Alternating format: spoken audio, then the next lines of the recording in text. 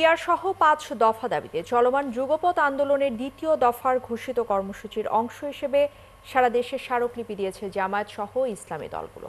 প্রধান উপদেষ্টা বরাবর পাঠানো স্মারকলিপি ঢাকা সহ দেশের সব জেলা প্রশাসকের কাছে জমা দেওয়া হয়। স্মারকলিপিতে জুলাই অভ্যুত্থানের প্রেরণা, বিগত সংস্কার কার্যক্রম, জনমনের প্রত্যাশা এবং ৫ দফা আন্দোলনের যৌক্তিকতা তুলে ধরা হয়। দাবিগুলো আমলে নিতে সরকারকে আহ্বান জানানো হয়।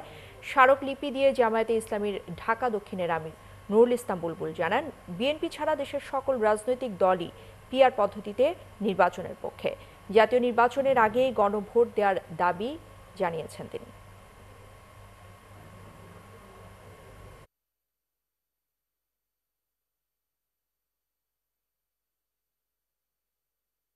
বাংলাদেশ খেলাফত মজলিস সহ ৭টি দল যুগপৎ আন্দোলন অর্থাৎ জুলাই সনদ বাস্তবায়ন সহ ৫টি দাবিতে আমরা রাজপথে বিভিন্ন কর্মসূচি পালন করছি। পীর সাহেব চরমনার পক্ষ থেকে যে স্মারকলিপি তিনি সেই স্মারকলিপি গ্রহণ করেছেন এবং সেটা আমাদের জনাব প্রধান উপদেষ্টা বরাবর সেই স্মারকলিপি পৌঁছাবেন।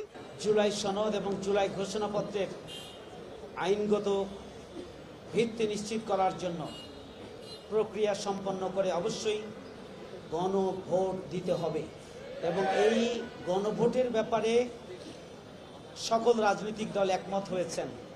একটা রাজনৈতিক দল এটার ব্যাপারে একমত ছিলেন না। 14 অক্টোবর মানববন্ধন বিভাগীয় সদরে এবং ঢাকায় হবে পল্টন মোড়ে, আর 15 অক্টোবর মানববন্ধন হবে সকল জেলা সদরে।